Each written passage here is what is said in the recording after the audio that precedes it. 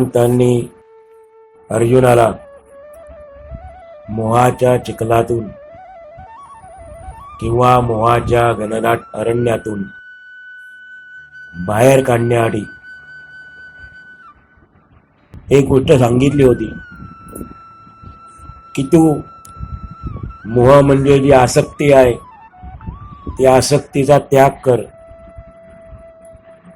आसक्तीचा त्याग केला तर विरक्ती होईल, म्हणजेच वैराग्य प्राप्त होईल. आणि वैराग्य प्राप्त झाले म्हणजे तुला आत्मज्ञान प्राप्त होईल. आत्मज्ञान म्हणजे तरी काय? आपण पाहिलं आत्मज्ञान म्हणजे काय? मीची ओळख आहे. मी कोण आहे त्याची ओळख म्हणजेच आत्मज्ञान आहे. आत्म्याबद्दलचं ज्ञान म्हणजेच आत्मज्ञान आहे. परंतु वेदामध्ये ज्या काही गोष्टी सांगितलेल्या आहेत, बऱ्याच गोष्टी अशा आहेत वेदामधल्या की ते वाचल्यानंतर आपल्या काय सामान्य लोकांची बुद्धी विचलित होते. सर्वसामान्य लोकांची बुद्धी डळमळीत होते, अस्थिर होते.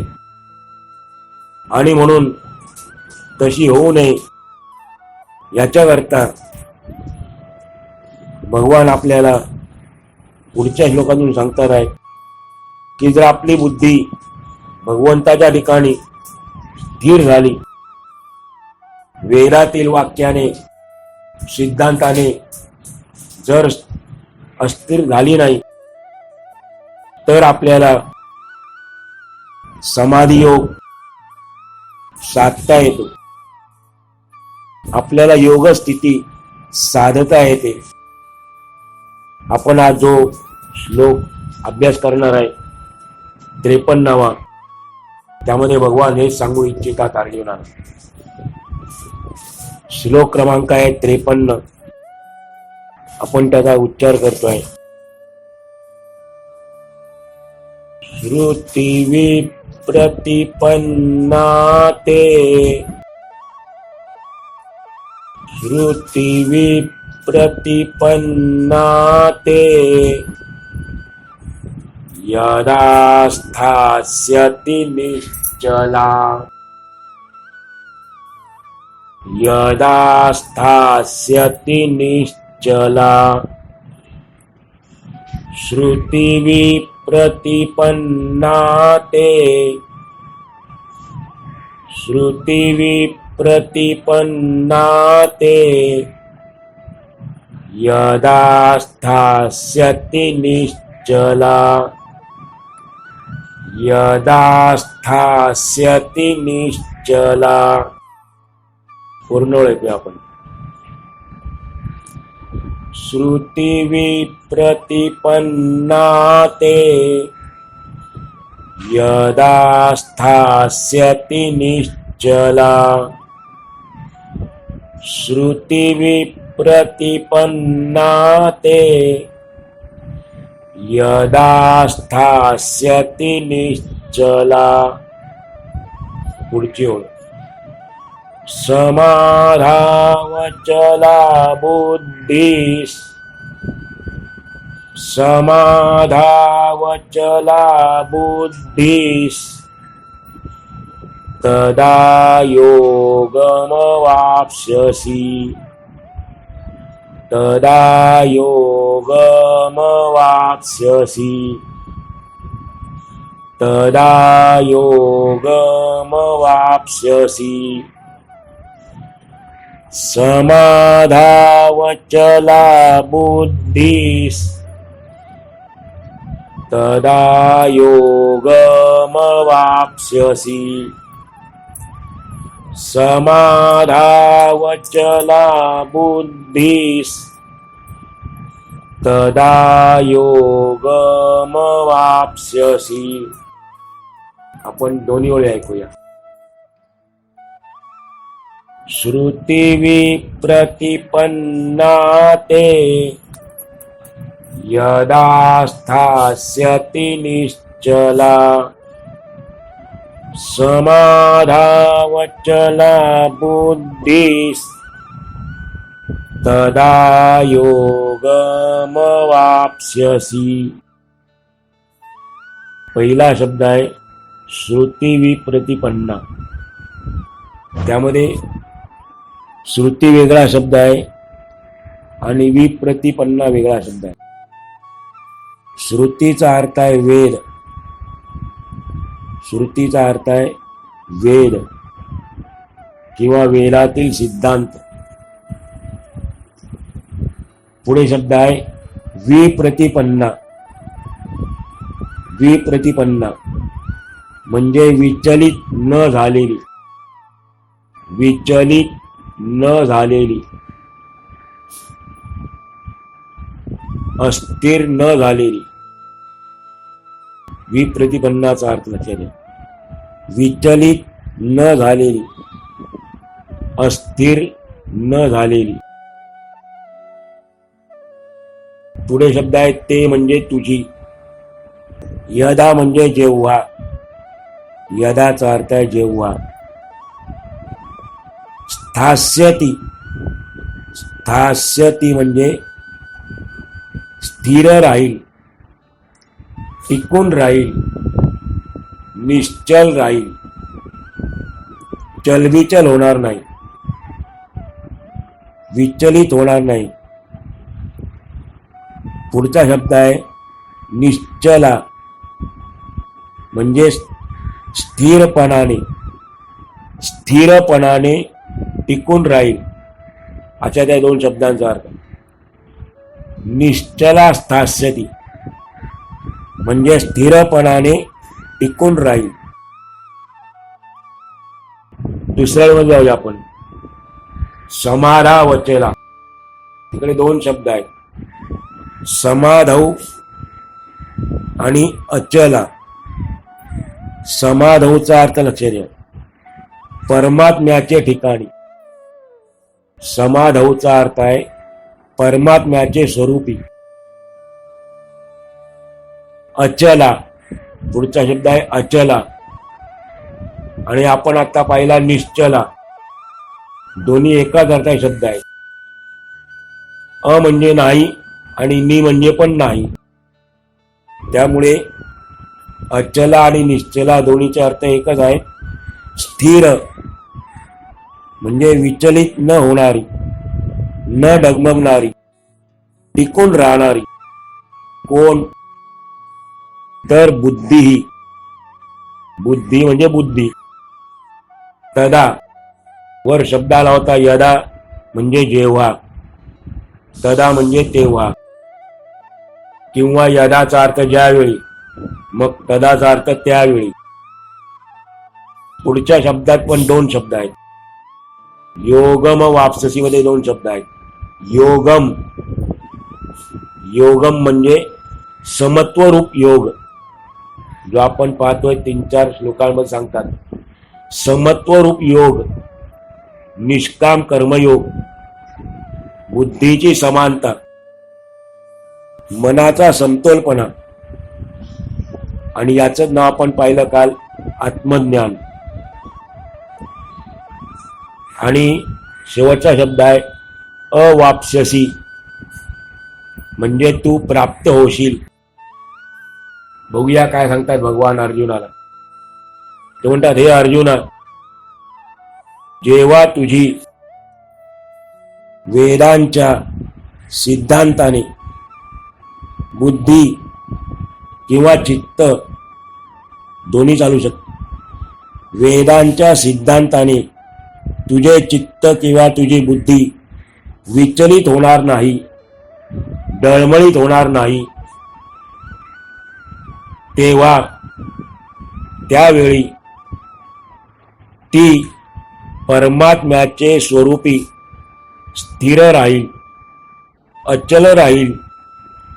आणि त्यावेळेला तुला समत्वरूप योगाला तू प्राप्त होशील, योग स्थितीला तू जाशील. जे आपण शिकतोय मागे 2-3 श्लोकातून, समत्वरूप बुद्धी म्हणजे काय? म्हणजे समाधीवरून आपल्याला आपण अर्थ काढता येईल. परमात्म्याचे स्वरूपी स्थिर राहायचं म्हणजे समाधी अवस्थेला प्राप्त व्हायचं. ज्या पुरुषाला ही योगस्थिती साधलेली आहे, पूर्ण समाधीमध्ये आलेला आहे, त्या मनुष्याला ब्रह्माचा म्हणजे ब्रह्मतत्वाचा, ब्रह्मा जो आहे त्याचा नाही, 3 देवतामध्ये जे ब्रह्मा विष्णू त्याचा नाही, ब्रह्मतत्वाचा म्हणजेच परमात्म्याचा आणि सोप्या शब्दात भगवंताचा साक्षात्कार झालेला असतो. जो पूर्ण समाधीत आहे, योग स्थिती ज्याने प्राप्त केलेली आहे, अशा मनुष्याला ब्रह्माचा, परमात्म्याचा म्हणजे भगवंताचा साक्षात्कार झालेला असतो. आणि तो मनुष्य आपल्याला पूर्णपणे भगवंताचा सेवक आहे असे समजतो. म्हणून भगवान सांगू इच्छितात की जो भगवंताचा एकनिष्ठ सेवक आहे, ज्याची बुद्धी निश्चय झालेली आहे, त्याने वेदांच्या सिद्धांताने कधी विचलित होऊ नये, कधी स्वर्गसुखाची प्राप्ती मनामध्ये आणू नये, त्या ठिकाणी आपल्या बुद्धीला जाऊ देऊ नये. आणि हे ज्याला कळलेला आहे तोच या ठिकाणी समाधी अवस्थेला गेला असं आपल्याला सांगता येईल.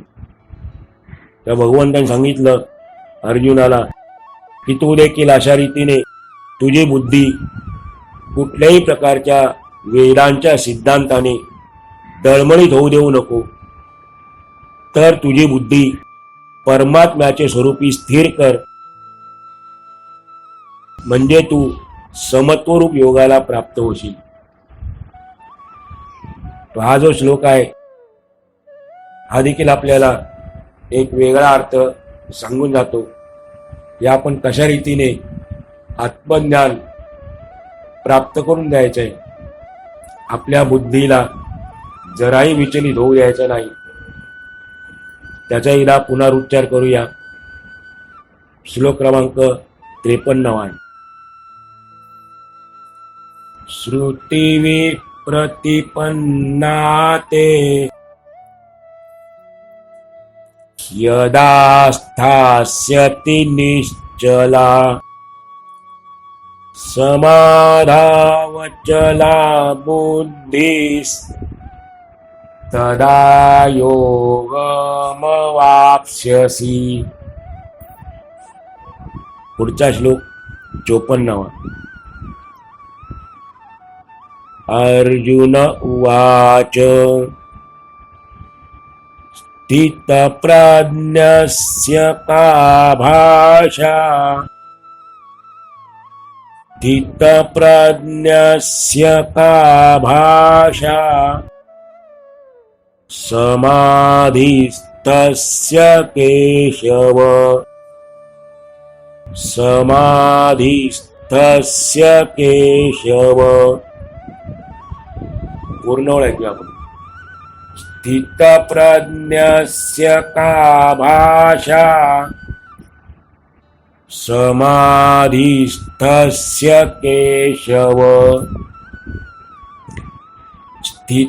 स्थितप्रज्ञस्य का भाषा समाधिस्थस्य केशव. पुढची ओळ. स्थितधी किं प्रभाषेत स्थितधी किं प्रभाषेत किमासीत व्रजेत किं किमासीत व्रजेत किं स्थितधी किं प्रभाषेत किमासीत व्रजेत किं स्थितधी किं प्रभाषेत किमासीत व्रजेत किम. दोन्ही ओळी आपण ऐकूया. स्थितप्रज्ञस्य का भाषा समाधिस्थस्य केशव स्थितधी किं प्रभाषेत किमासीत व्रजेत किम. अर्जुन उवाच. अर्जुन म्हणाला. स्थितप्रज्ञस्य पहिला शब्द आहे स्थितप्रज्ञस्य, ज्याची बुद्धी स्थिर झाली आहे. स्थित म्हणजे स्थिर आणि प्रज्ञा शब्द आहे. प्रज्ञाचा अर्थ आहे बुद्धी. प्रज्ञा म्हणजे मती. मागे पण आपण अर्थ ऐकले होते. त्यामुळे स्थितप्रज्ञेचा अर्थ आहे स्थिर बुद्धी झालेला. स्थितप्रज्ञ म्हणजे ज्याची बुद्धी स्थिर झाली आहे असा. पुढे शब्द आहे काय. का म्हणजे काय, एकच अक्षर आहे पण त्याचा अर्थ होतो काय. भाषा. भाषा म्हणजे आपण जे वेगळ्या भाषा बोलतो त्या भाषा नाही. भाषाचा अर्थ आहे लक्षण. भाषा म्हणजे लक्षण किंवा दुसरा अर्थ बोलणे पण होतो. भाषा म्हणजे लक्षण, बोलणे. पुढे शब्द आहे समाधिस्थस्य. समाधिस्थस्य म्हणजे समाधीमध्ये स्थिर झालेल्या, समाधी अवस्थेमध्ये स्थिर झालेल्या. पुढे शब्द आहे केशव. आपल्याला कल्पना आहे भगवंताचं एक नाव आहे आणि मागे आपण आला तर पाहिला होता त्याने केशी राक्षसाचा वध केला म्हणून त्याला नाव पडलेलं आहे केशव.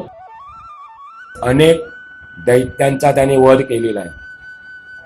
त्यापैकी एक होता केशी राक्षस म्हणून त्याला म्हणतात केशव. पुढचा शब्द आहे स्थितधी. स्थितधीचा अर्थ आहे स्थिर बुद्धी पुरुष. बुद्धीसाठी एक नवीन शब्द आहे. बुद्धीमधला पहिलं अक्षर काढलं की धी राहतो. धी म्हणजेच बुद्धी. म्हणून स्थितधीचा अर्थ आहे स्थिर बुद्धी पुरुष. पुढचा शब्द आहे किम. किमचा अर्थ इकडे आहे कसा. किमचे अनेक अर्थ आहेत पण इथे अर्थ आहे कसा. काय हा मूळ अर्थ आहे, तो पण घेऊ शकतो. किम म्हणजे काय, किम म्हणजे कसे, कसा. प्रभाषेत. प्रभाषेतचा अर्थ आहे बोलतो, बोलतो. पुढे किमासीत मध्ये दोन शब्द आहेत. किम आत्ता पण पाहिला अर्थ तो कसा. आसीत. आसीत म्हणजे बसतो, राहतो. पुढे शब्द आलेला आहे व्रजेत. व्रजेतचा अर्थ आहे चालतो, चालतो. पुन्हा किम आलेला आहे कसा. किमचा अर्थ आहे कसा. अर्जुनाने भगवंताकडून एक गुण शिकला. आपण पाहिलं पहिल्या अध्यायामध्ये जेव्हा अर्जुन बोलत होता त्यावेळेला भगवान गप्प होते, भगवान शांत होते. भगवंताने त्याचं बोलणं सर्व ऐकून घेतलं शांतपणे आणि नंतर दुसऱ्या अध्यायाला सुरुवात केली. संजयाने पुन्हा एकदा त्यावेळेला भगवंताने आपला उपदेश सुरू केला. आपल्या मनामधल्या गोष्टी सांगायला सुरुवात केल्या. तोपर्यंत ते शांत होते. आणि ही गोष्ट अर्जुनाने पण आता शिकून घेतली भगवंताकडून. जे काही तत्व सांगितलं आपल्याला,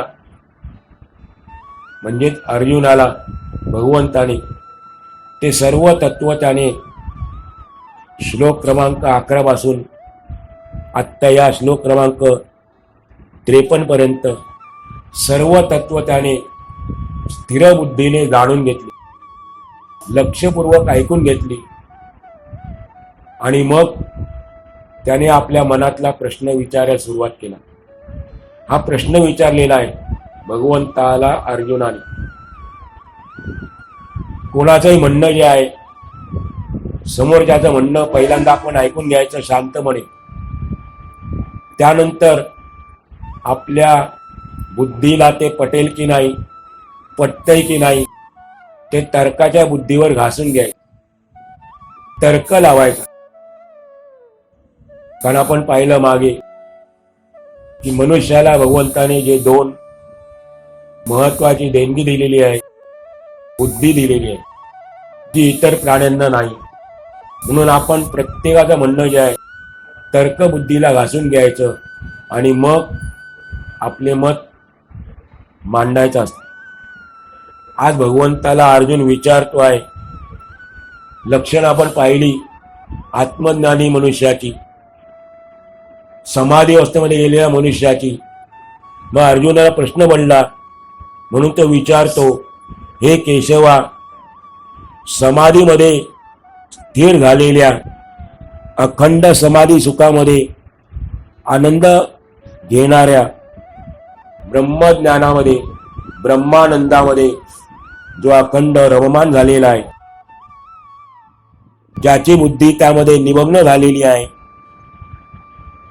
अशा त्या स्थितप्रज्ञाचे, स्थिरबुद्धी मनुष्याचे काय लक्षण आहे?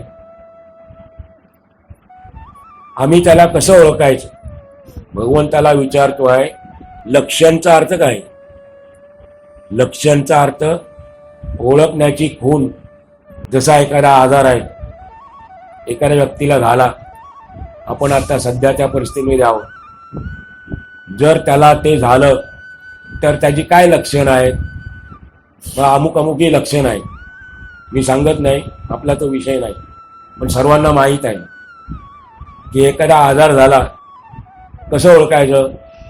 त्याला जर ती लक्षणं लागू पडली म्हणजे त्याला तो आजार झाला. म्हणजे ओळखण्याची खूण आहे ती, अमुक आजार झालेला आहे. तसं लक्षणचा अर्थ काय? ओळखण्याची खूण. मग तेच अर्जुन विचारतो आहे की हे केशवा, हे भगवंता, समाधीमध्ये स्थिर झालेल्या स्थितप्रज्ञाचे लक्षण काय आहे? असा जो स्थिरबुद्धी झालेला पुरुष आहे, आत्मज्ञानामध्ये निमग्न झालेला आहे, जरी तो समाधी स्थितीमध्ये असला तरी पण त्याचे बोलणे कसे असते?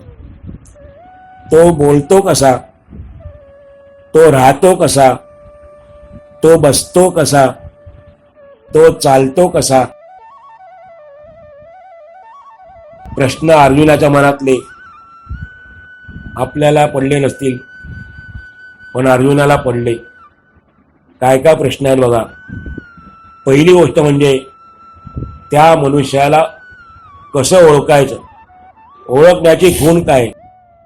कारण का आपल्या प्रत्येक मनुष्याची विशिष्ट अवस्थेमध्ये विशिष्ट लक्षणं असतात. प्रत्येकाची बघा तुम्ही, विशिष्ट अवस्थेमध्ये विशिष्ट लक्षणं असतात. एखादा अज्ञानी पुरुष असेल, आपण ओळखू शकतो की तो अज्ञानी का राहिला, व्यावहारिक दृष्टीने विचार केला तर. मग एखादा शाळेत गेला नसेल म्हणून तो अज्ञानी राहिला, तर अज्ञानी राहिल्याचं लक्षण काय? की तो शाळेत गेला नाही. किंवा एखादा विद्वान झाला, ज्ञान प्राप्त केलं, म्हणजे आपण समजू शकतो की तो काय, शाळेत जाऊन त्याने ज्ञान प्राप्त केलं, कॉलेजमध्ये जाऊन त्याने ज्ञान प्राप्त केलं. तो अशा रीतीने विशिष्ट अवस्थेमध्ये आपल्याला ओळखण्याची लक्षणं असतात. जसा एखादा श्रीमंत मनुष्य ओळखायचा आपल्याला, मग कसं काय आपण ओळखणार? तर त्याच्या श्रीमंतीवरनं, त्याच्या कपड्यावरनं, त्याच्या दागिन्यावरनं, त्याच्या चालण्यावरनं, त्याच्या बोलण्यावरनं. श्रीमंतांच्या चालण्या बोलण्यातून, वागण्यातून, आचार विचारातून आपल्याला एक प्रकारचा अहंकार दिसून येतो. एक उदाहरण सांगितलं की एखाद्या माणसाला ओळखायचं असेल तर आपल्याला याची पहिली लक्षणं माहीत पाहिजे. आणि याच्यात विरुद्ध आपण पाहिलं आता 99.99%. मग एक राहिला एखादा जो अर्धा टक्का, अशी माणसं जी असतात ती भगवंताच्या सेवेमध्ये विलीन झालेली असतात, निमग्न झालेली असतात. जेच आपल्याला सांगतात आहेत स्थितप्रज्ञाच्या, तो म्हणतो कसं ओळखायचं. तर जो असा मनुष्य आहे भगवंताच्या सेवेमध्ये लीन झालेला आहे, तर तो काय करेल? तो बोलताना भगवंताविषयीच बोलेल. त्याच्या विचारातून भगवंताचेच आपल्याला विचार ऐकायला मिळतील. तो जे जे कृत्य करणार आहे ते सर्व भगवंताबद्दलच असणार आहे, भगवंताशी संबंधितच असणार आहे. मग आपण ओळखायचं की असा जो मनुष्य आहे त्याची बुद्धी परमात्म्याच्या ठिकाणी स्थिर झालेली आहे, समाधी अवस्थेमध्ये गेलेला आहे. अर्थात थोडक्यात जसं मला सुचलं तसं प्रयत्न केला. पण भगवान काय सांगणार आहेत? प्रश्न विचारल्यानंतर उत्तर देणं आवश्यक आहे. प्रश्न कोणीही विचारू, अगदी लहान मुलांनी जरी प्रश्न विचारला तरी त्याच्या समस्याचं समाधान केलं पाहिजे. कारण त्याला प्रश्न पडलेला आहे, त्याची समस्या आहे, तो लहान आहे म्हणून त्याने आपल्याला प्रश्न विचारला. मोठ्यांना आपल्याला त्याचं ज्ञान आहे असं त्याला वाटतं म्हणून त्याने प्रश्न विचारला. म्हणून आपण त्या लहान मुलाच्या समस्याचं देखील समाधान केलं पाहिजे. त्याच्या प्रश्नाला जसं आपल्याला उत्तर येईल तसं दिलं पाहिजे. आज अर्जुनाने प्रश्न केलेला आहे. अर्जुन कोण आहे? अर्जुन भगवंताचा शिष्य आहे. मग एका शिष्याने गुरुला प्रश्न विचारलेला आहे. आता गुरु त्याचं उत्तर देणार आहेत. आपण ते उद्याच्या भागात पाहूया.